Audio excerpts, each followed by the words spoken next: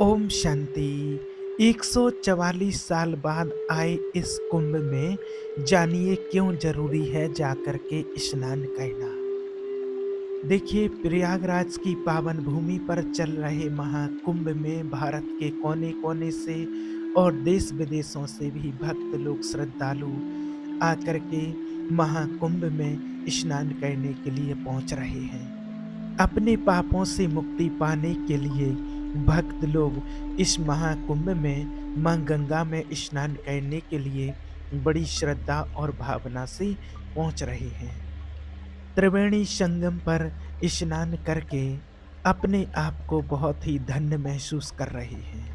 तो जिस मां गंगा में सभी भक्त लोग श्रद्धालु स्नान करने के लिए महाकुंभ में पहुंच रहे हैं, वो गंगा मां प्रयागराज तक कैसे पहुंची और कैसे आज लोगों को पापों से मुक्ति दिला करके उनका उद्धार कर रही हैं। तो गंगा मैया सबसे पहले जानते हैं, जो शास्त्रों में गायन है बहुत ही सुंदर, कि गंगा मैया निकली कहाँ से है। तो सभी कहते हैं कि गंगोत्री से गंगा मैया निकली हैं, लेकिन गंगोत्री के पहले गंगा मैया कहाँ से निकली हैं?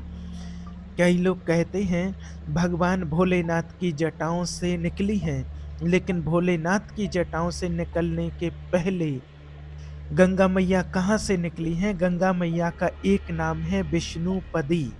आप सबने सुना होगा विष्णुपदी। मतलब यह गंगा मैया कहाँ से निकली हैं? भगवान विष्णु के चरणों से। तो ये निकली कैसे?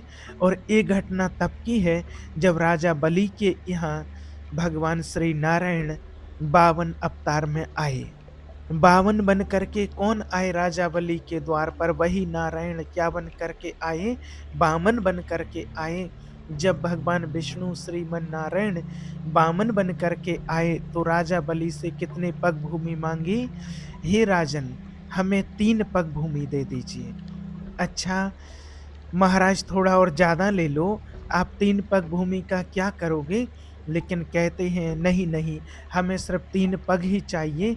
जब 3 पग लेने का संकल्प ले लिया और देने वाले ने देने का संकल्प ले लिया, तो 3 पग में पहले पग में उन्होंने क्या नापा? पाताल। अतल वितल सुतल रसातल पाताल 7 लोग कहते हैं। शास्त्रों में ऐसा गायन है कि सब कुछ नाप लिए वामन भगवान ने।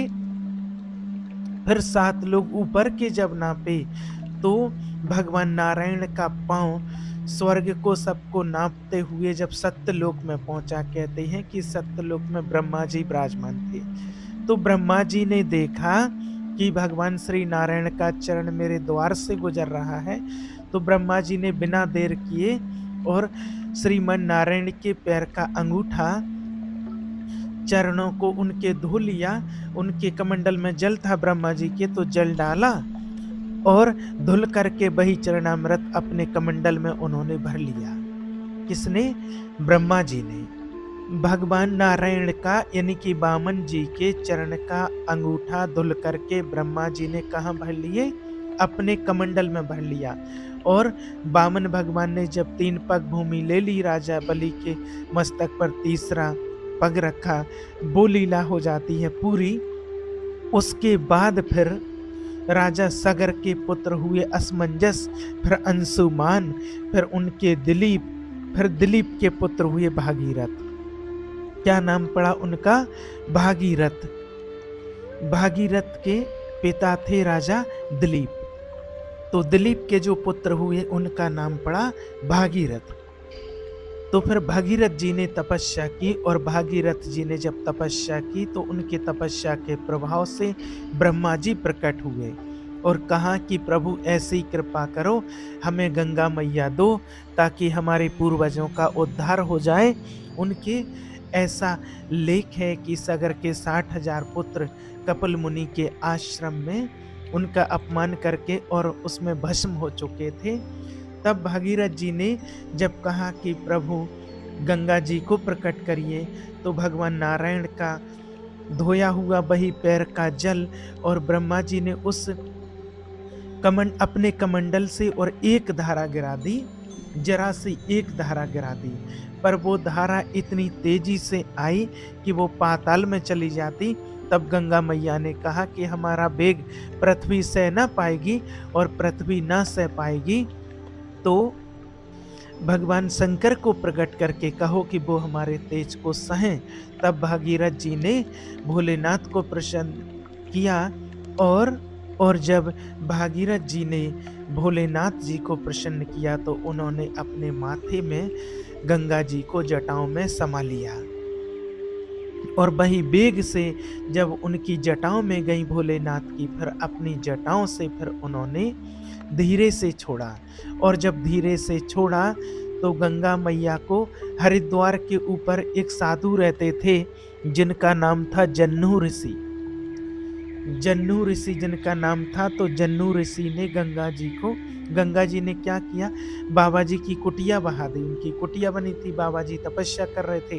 गंगा जी आई भागीरथ के पीछे पीछे और उनकी कुटिया बह गई। और जब उन्होंने देखा कि अरे आप कौन हो, हमारी कुटिया बहा दी, इधर आओ, और जन्नू बाबा जी गंगा जी को पी गए। गंगा जी को पी लिया। अब भागीरथ जी बोले कि हे भगवान, ब्रह्मा जी को प्रकट किया, शिव जी को प्रसन्न किया, उनको प्रकट किया, और बाबा जी पी गए, पूरी गंगा पी गए। हे महाराज, हमारे पूर्वजों का उद्धार कैसे होगा, थोड़ा कृपा कीजिए। तब जन्नू ऋषि ने कहते हैं कि अपनी जांग से गंगा जी को प्रकट किया, इसलिए गंगा जी का एक नाम पड़ा है जाह्नवी। गंगा मैया का एक नाम पड़ा जाह्नवी। फिर गंगा मैया वहां से चली तो हरिद्वार के ऊपर 7 बाबाओं की कुटिया थी, सप्तऋषियों की कुटिया। तो गंगा जी को लगा कि एक बाबा जी की कुटिया बहाई तो वो पी गए थे, और यहाँ तो 7 साधु हैं, अगर बहा देंगे तो फिर तो निकल नहीं पाएंगे। तो गंगा मैया ने 7 संतों की कुटिया को बचाते हुए आगे बढ़ी। तो गंगा मैया की 7 धाराएं हो गई। तो हरिद्वार के ऊपर गंगा मैया की कितनी धाराएं हैं? 7 धाराएं। वो सप्त ऋषियों को बचाने के कारण गंगा मैया की 7 धाराएं हो गई। फिर वही गंगा मैया जब चली तो चलते चलते चलते जब वो प्रयाग पहुंची तो गंगा मैया के सामने प्रयाग में भी एक संकट आके खड़ा हो गया। प्रयाग में गंगा मैया आगे नहीं बढ़ी और हाथ जोड़ करके खड़ी हो गई। किसके सामने? यमुना मैया के सामने। क्यों? क्योंकि यमुना मैया कौन है? भगवान की कौन है वो? ऐसा शास्त्रों में लेख आता है कि यमुना मैया पत्नी है, श्री कृष्ण जी की चौथी पत्नी है। ऐसा लेख शास्त्रों में बताते हैं कि चतुर्थ पटरानी यमुना मैया है। बिरजा नदी, बैकुंड में कहते हैं कि एक नदी है बिरजा, और वही बिरजा महारानी श्री कृष्ण जी की लीला के समय पर यमुना बन करके प्रकट हुई। अब यमुना मैया तो प्रयाग से पहले से जा रही थी, पहले से वो तो बह रही थी। तो प्रयागराज जी में जब यमुना महारानी का दर्शन हुआ तो गंगा मैया हाथ जोड़ करके खड़ी हो गई। अच्छा, गंगा मैया है, कहते हैं कि दासी कही जाती हैं, वो चरणों से निकली हैं, तो दासी है गंगा मैया, और पत्नी है कहते हैं कि यमुना मैया। तो दासी तो पत्नी का सम्मान करेंगी। तो गंगा मैया हाथ जोड़ करके खड़ी हो गई, हे माँ आप आज्ञा करिए, अब मैं यहाँ से कहाँ जाऊं। तब कहते हैं यमुना मैया ने कहा कि गंगा आ मेरे गले से लग जा।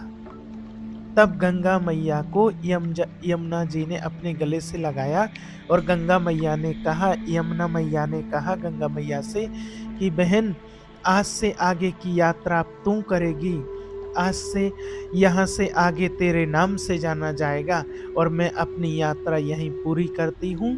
तो यमुना मैया की यात्रा प्रयाग में पूरी हुई, और यहाँ से आगे किसकी यात्रा शुरू हुई?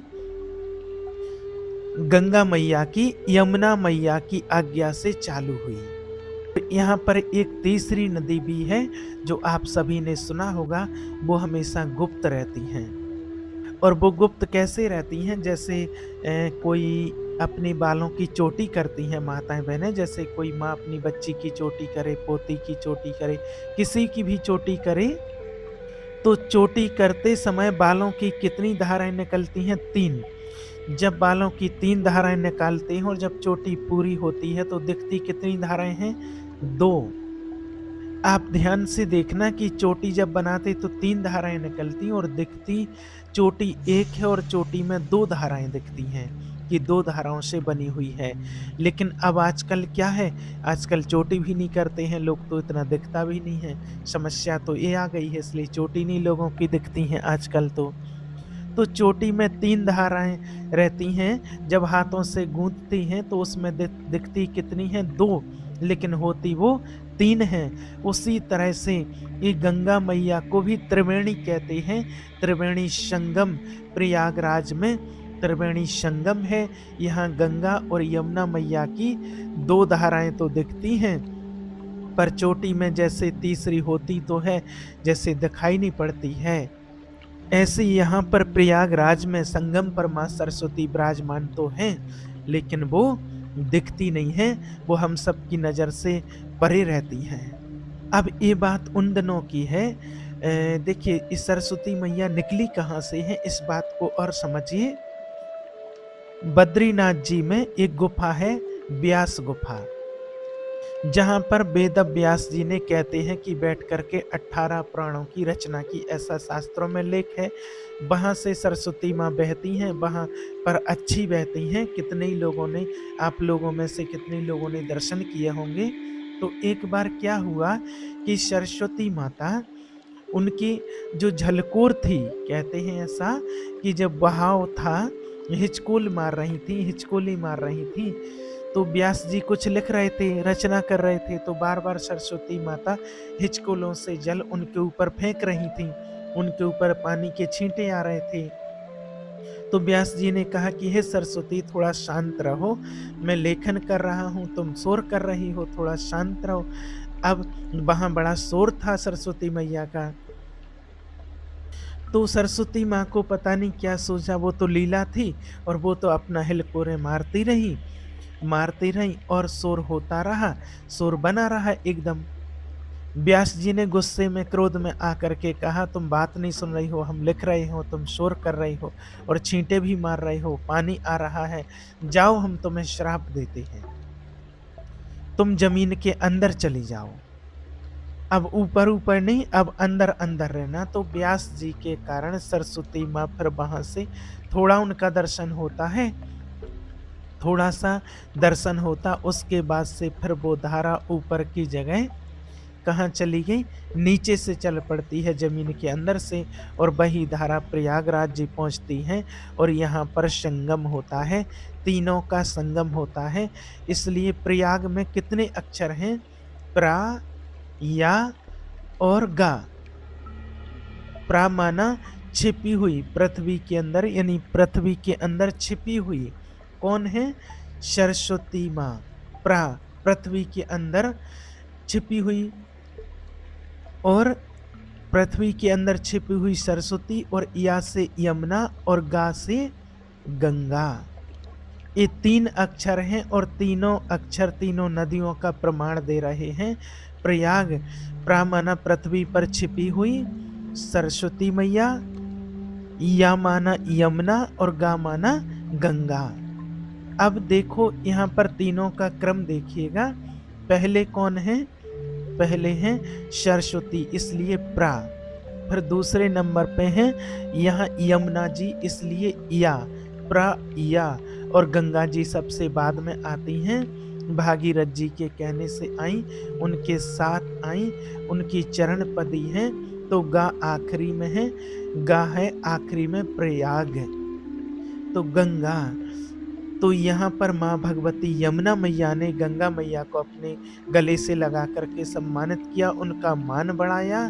तो ऐसे धाम में आज चल रहा है महाकुंभ, जहाँ पर माँ गंगा, सरस्वती और यमुना का त्रिवेणी संगम है। तो ऐसे प्रयागराज के संगम पर महाकुंभ में सभी श्रद्धालु जन स्नान करने के लिए जा रहे हैं। वहां पहुंच करके ऐसे संगम में जब स्नान करने के लिए जाते हैं तो स्नान कहने के साथ-साथ अपना तन का मैल धोने के साथ-साथ मन का मैल भी साफ कीजिए। मन में आपके किसी प्रकार का कोई छल और कपट नहीं होना चाहिए। वहाँ जाकर के जो भी आपके अंदर कमी कमजोरियाँ हैं, ऐसे महाकुंभ में जो 144 साल के बाद आया है महाकुंभ, तो अपने अंदर की बुराइयों को बिल्कुल साफ कर लीजिए। मन का मैल एकदम साफ कर लीजिए। कोई भी आपके अंदर बुरी आदतें हैं, गंदी आदतें हैं, किसी भी प्रकार से कोई छल कपट अंदर भरा पड़ा है, गंदगी भरी पड़ी है, तो संगम पर स्नान करते हुए, माँ गंगा में स्नान करते हुए और वहीं पर संकल्प कर लीजिए कि आज से हम किसी का बुरा नहीं करेंगे, आज से किसी के ऊपर अत्याचार नहीं करेंगे, किसी का शोषण नहीं करेंगे, किसी माता बहन को गंदी दृष्टि से नहीं देखेंगे। हम कोई गंदा खान-पान नहीं खाएँगे, मांस-मदिरा का सेवन नहीं करेंगे, झूठ नहीं बोलेंगे, किसी को धोखा नहीं देंगे।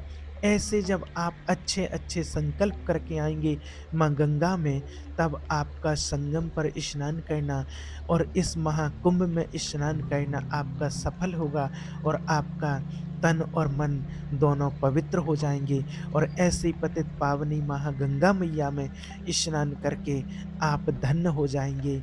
नहीं तो अगर आप जैसे जाते और ऐसे ही आप डुबकी लगा कर के आ जाते हैं और वहाँ जाकर के भी अगर आपकी दृष्टि-वृत्ति शुद्ध पवित्र नहीं हुई, आपने कोई अच्छा अपने जीवन में संकल्प नहीं किया, आगे की अपनी दिनचर्या के लिए संकल्प नहीं किया अगर आपने, तो आप खुद विचार कीजिए फिर आपका जाना सार्थक कैसे हुआ?